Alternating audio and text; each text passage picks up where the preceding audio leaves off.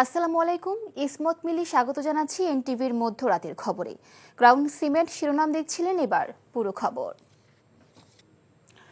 ব্যবসায়ী সোহাগকে নৃশংসভাবে হত্যার প্রতিবাদে রাজধানী ঢাকা সহ দেশের বিভিন্ন স্থানে প্রতিবাদ বিক্ষোভ করেছে রাজনৈতিক দলসহ বিভিন্ন শ্রেণী পেশার মানুষ। হত্যার ঘটনা, সন্ত্রাসী ও চাঁদাবাজির প্রতিবাদে বিক্ষোভ মিছিল করেছে চট্টগ্রাম মহানগরের ছাত্র শিবিরের নেতাকর্মীরা।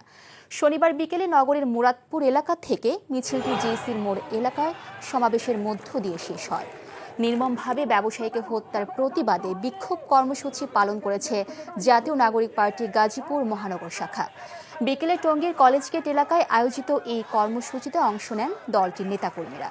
ব্যবসায়ী সোহাগকে নৃশংসভাবে কুপিয়ে হত্যার প্রতিবাদ ও দোষীদের গ্রেপ্তারের দাবিতে মেহেরপুর প্রেস ক্লাবের সামনে মেহেরপুরের সর্বস্তরের ছাত্র জনতার ব্যানারে মানববন্ধন ও বিক্ষোভ সমাবেশ কর্মসূচির আয়োজন করা হয়। ব্যবসায়ীকে মধ্যযুগীয় কায়দায় নৃশংসভাবে হত্যার ঘটনায় ক্ষোভ ও প্রতিবাদ জানিয়েছে হবিগঞ্জ মেডিকেল কলেজের শিক্ষার্থীরা। শনিবার বিকেলে কলেজ চত্বরে আয়োজিত মানববন্ধনে শতাধিক শিক্ষার্থী অংশগ্রহণ করেন।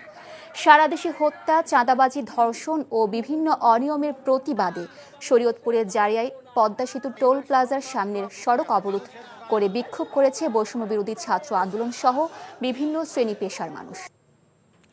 মিটফোর্ডে ব্যবসায়ীকে হত্যা সহ সারা দেশে খুন, ধর্ষণ ও চাঁদাবাজির প্রতিবাদে বিক্ষোভ সমাবেশ করেছে ঢাকা মহানগর দক্ষিণ জামায়াতে ইসলামী। শনিবার দুপুরে জোহরের নামাজের পর বায়তুল মোকাররম জাতীয় মসজিদের উত্তর গেট থেকে এই বিক্ষোভ মিছিল বের করেন দলটির নেতাকর্মীরা। সমাবেশ থেকে সন্ত্রাস, চাঁদাবাজি রুখে দাঁড়াতে জনগণের প্রতি আহ্বান জানানো হয়। চাঁদাবাজ ও খুনিদের বিরুদ্ধে কার্যকর ব্যবস্থা গ্রহণ করতে সরকারের কাছে দাবি জানায় জামায়াতে ইসলামী। দ্রুত চাঁদাবাজদের গ্রেফতারের দাবি তাদের। এছাড়া আইনশৃঙ্খলা পরিস্থিতি স্বাভাবিক করতে না পারার দায় নিয়ে স্বরাষ্ট্র উপদেষ্টার পদত্যাগও দাবি করা হয়।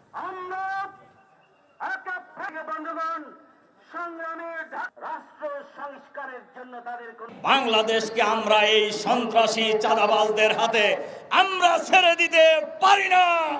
বাংলাদেশের জনগণ আর সন্ত্রাসী চাঁদাবাজীদের কাছে জিম্মি হবে না ইনশাআল্লাহ।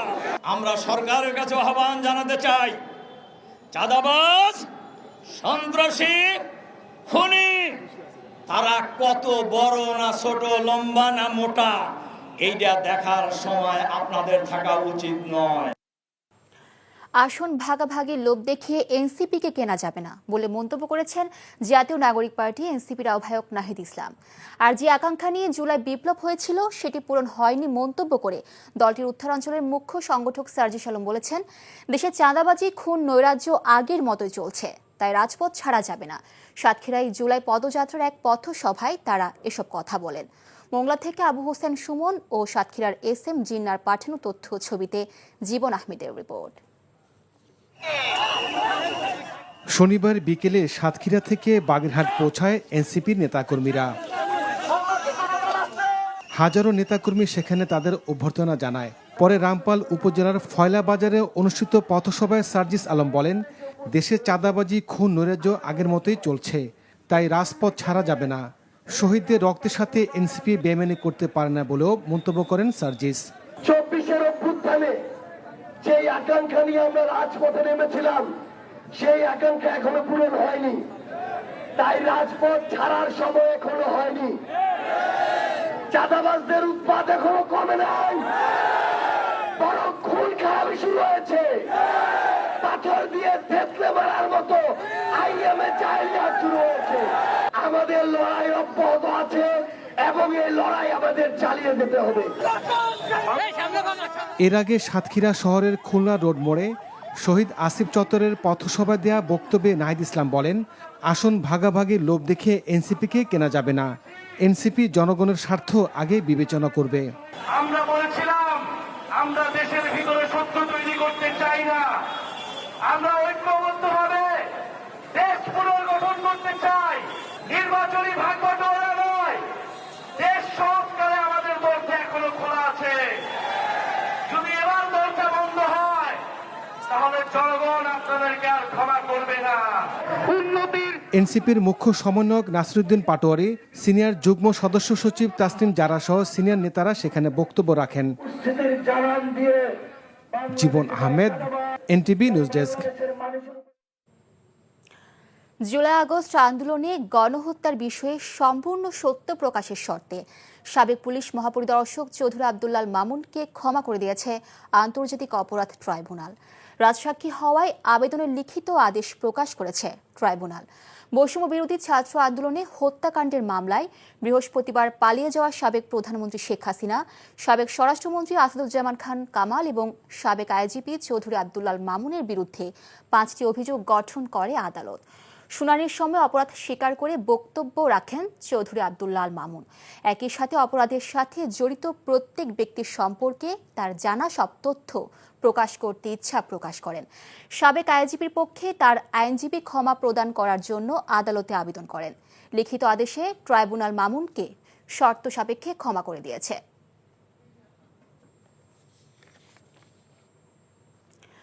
বিশ্ব স্বাস্থ্য সংস্থা WHO দক্ষিণ পূর্ব এশিয়া অঞ্চলের বিতর্কিত পরিচালক হাসিনা কন্যা সাইমা ওয়াজেদ পুতুলকে অনির্দিষ্টকালের জন্য বাধ্যতামূলক ছুটিতে পাঠানো হয়েছে।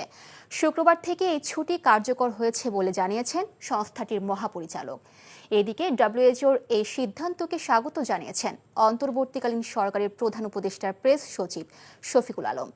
অপরাধ বিবেচনা করে জাতিসংঘ পুতুলকে স্থায়ী অপসারণ করবে বলেও আশা তার। আফরা আঞ্জুমের desk report. Renew a collective commitment to achieving gender equality. অনির্দিষ্টকালের জন্য শেখ হাসিনার কন্যা সাইমা ওয়াজেদকে অবিলম্বে ছুটিতে পাঠানো হয়েছে। WHO মহাপরিচালক ডক্টর টেড্রোস আধানাম গ্যাব্রিয়েসুস জানান, সাইমার অনুপস্থিতিতে দায়িত্ব পালন করবেন সংস্থার সহকারী মহাপরিচালক ডক্টর ক্যাথরিনা বোহমে। তিনি আগামী 15 জুলাই নয়াদিল্লির SCRO অফিসে যোগ দেবেন। 2024 সালের জানুয়ারিতে সাইমা WHOর আঞ্চলিক পরিচালক হিসেবে দায়িত্ব গ্রহণ করেন, কিন্তু তার প্রার্থিতার বিরুদ্ধে শুরু থেকেই নানা অভিযোগ আনা হয়েছিল। অভিযোগ রয়েছে তার মা তৎকালীন প্রধানমন্ত্রী শেখ হাসিনা নিজের প্রভাব খাটিয়ে মেয়ের জয় নিশ্চিত করতে সহায়তা করেছিলেন। সম্প্রতি দুর্নীতি দমন কমিশন দুদক সাইমার বিরুদ্ধে প্রতারণা, জালিয়াতি এবং ক্ষমতার অপব্যবহারের অভিযোগে 2টি মামলা করেছে। দুদক জানায়, মনোনয়ন প্রক্রিয়ার সময় পুতুল তার শিক্ষাগত যোগ্যতা সম্পর্কে মিথ্যা তথ্য দিয়েছিলেন বলে অভিযোগ রয়েছে। এটি বাংলাদেশ দণ্ডবিধির জালিয়াতি ও জাল নথি ব্যবহার সংক্রান্ত 468 ও 471 ধারার লঙ্ঘন। পুতুলের বিরুদ্ধে পেশাগত পরিচয় নিয়েও মিথ্যাচারের অভিযোগ আনা হয়েছে। যেমন, তিনি বাংলাদেশ মেডিকেল বিশ্ববিদ্যালয়ের একটি সম্মানসূচক পদে থাকার মিথ্যা দাবি করেছিলেন, যা বিশ্ববিদ্যালয় কর্তৃপক্ষ অস্বীকার করেছে। মামলা দায়ের হওয়ার পর থেকে পুতুল SERO অঞ্চলের দেশগুলোতে ভ্রমণ করতে পারছে না, কারণ বাংলাদেশে ফিরলে তার গ্রেপ্তারের ঝুঁকি রয়েছে। WHO এসব অভিযোগ বা সংস্থায় পুতুলের ভবিষ্যৎ নিয়ে কোনো আনুষ্ঠানিক মন্তব্য করেনি। Afra Anjum, NTV international desk. দেশের মানুষ যেন জুলাই গণঅভ্যুত্থানের স্মৃতি ভুলে না যায়, সেই কারণে মেট্রো রেলের পিলার সহ দেশের বিভিন্ন স্থানে গ্রাফিতি করা হয়েছে বলে জানিয়েছেন ঢাকা উত্তর সিটি কর্পোরেশনের প্রশাসক মোহাম্মদ এজাজ। বিকেলে রাজধানীর কারওয়ান বাজারে মেট্রো রেলের পিলারে গ্রাফিতি পরিদর্শনে এসে তিনি একথা বলেন। প্রশাসক বলেন, জুলাইয়ের চেতনা উজ্জীবিত রাখতে সিটি কর্পোরেশন, স্থানীয় সরকার মন্ত্রণালয় ও সংস্কৃতি বিষয়ক মন্ত্রণালয় যৌথভাবে এই উদ্যোগ নিয়েছে। তিনি আরও বলেন, মেট্রো স্টেশনে ফাঁকা জায়গাগুলোতে পোস্টার ও ছবি প্রদর্শনী হবে। পাশাপাশি দেশের যেসব স্থানে জুলাইয়ে বড় আন্দোলন হয়েছে সেখানে মনুমেন্ট তৈরি করা হবে।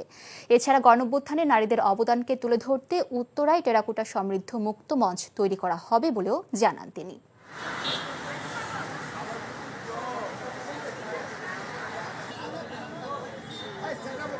বাংলাদেশের মানুষ, ছাত্র, শিশু থেকে শুরু করে বৃদ্ধ সিটিজেন যারা আছে, তারা যেন এই ফেস্টিভ্যালকে ভুলে না যায়।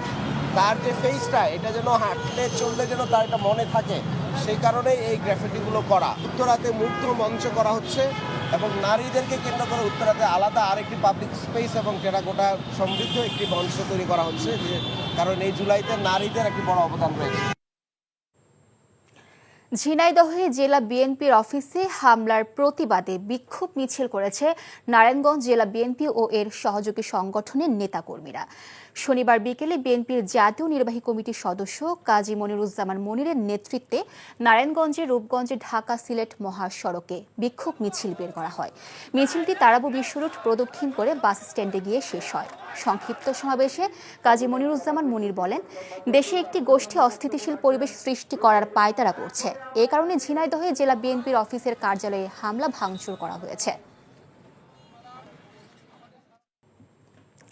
মার্কিন যুক্তরাষ্ট্রের সাথে বাংলাদেশের বাণিজ্য আলোচনার তৃতীয় ও শেষ দিনে কিছু বিষয়ে দুই দেশ একমত হলেও কয়েকটি বিষয় এখনও অমীমাংসিত রয়ে গেছে, যে কারণে দুই পক্ষই আন্তঃমন্ত্রণালয় আলোচনা চালু রাখবে বলে সিদ্ধান্ত নিয়েছে।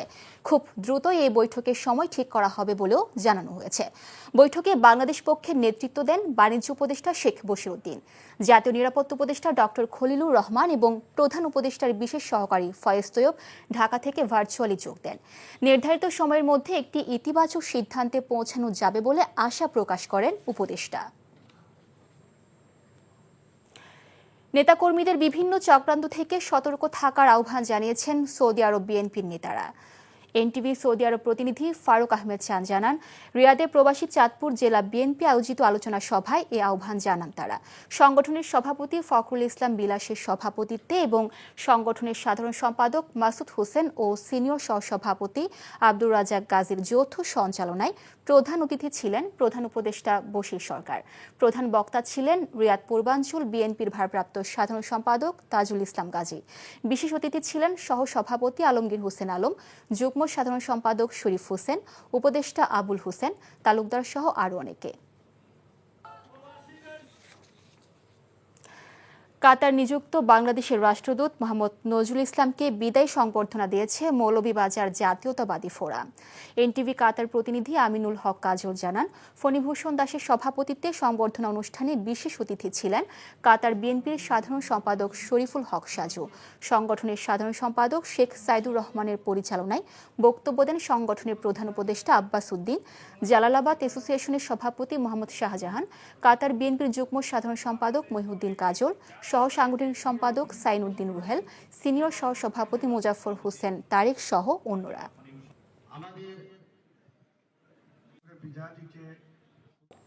সেপ্টেম্বরে ফিফা উইন্ডোতে এশিয়ার বাইরে শক্তিশালী দলের বিপক্ষে ম্যাচ খেলার প্রস্তাব পেয়েছে বাংলাদেশ। তাই নেপালের বিপক্ষে পূর্ব নির্ধারিত ফিফা প্রীতি ম্যাচ খেলা পুনর্বিবেচনা করবে বাফুফে। ন্যাশনাল টিমস কমিটির সভার পর এই সিদ্ধান্ত জানানো হয়। এখনই জাতীয় দলের কোচ হ্যাভিয়ার ক্যাপ্রেরাকে সরানোর পরিকল্পনা নেই বাফুফের। জাতীয় দল ও অনূর্ধ্ব 23 দলের জন্য আলাদা টিম ম্যানেজমেন্ট তৈরি করার পরিকল্পনা রয়েছে। অনূর্ধ্ব 23 দলের দায়িত্ব দেশীয় কোনো কোচকে দিতে চায়। দলে যুক্ত হচ্ছেন সম্প্রতি ট্রায়ালে অংশ নেওয়া একাধিক প্রবাসী ফুটবলার। আগামী সপ্তাহে ন্যাশনাল টিমস কমিটির আরেকটি সভা রয়েছে, সেখানেই চূড়ান্ত সিদ্ধান্ত নেওয়া হবে। কিছু স্টার প্লেয়ার আসছে লাইক হামজা অ্যান্ড কিছু ইন্টারন্যাশনাল প্লেয়ার আমাদের টিমে আসাতে এখন কিন্তু অনেক দেশে আমাদের সাথে খেলতে চায়। তো আমরা নামগুলো বলছি না, আমাদের কাছে অনেকগুলো দেশেরও অফার আসছে যে তারা আমাদের সাথে খেলতে চায়। সো এটা একটা খুব ভালো দিক। নেক্সট 3 ইয়ার্সের আমরা একটা প্ল্যান করছি যে নেক্সট 3 ইয়ার্সে আমাদের টার্গেটেড ফিফা র্যাঙ্কিং কী হতে পারে, ওই অনুপাতেই আমরা সব বাজেট করব এবং ম্যাচগুলো খেলবো। অফকোর্স এটাতে আমাদের ভালো ভালো টিমের সাথে আমরা খেলবো। এই ছিল মধ্যরাতের খবরে। এই খবরের ভিডিও শো আপডেট জানতে ভিজিট করুন এনটিভি অনলাইন www.ntvbd.com। এছাড়াও এনটিভির জনপ্রিয় সব অনুষ্ঠান ও খবরের আপডেট জানতে ভিজিট করুন আমাদের ইউটিউব ও ভেরিফাইড ফেসবুক পেজে। ধন্যবাদ সবাইকে।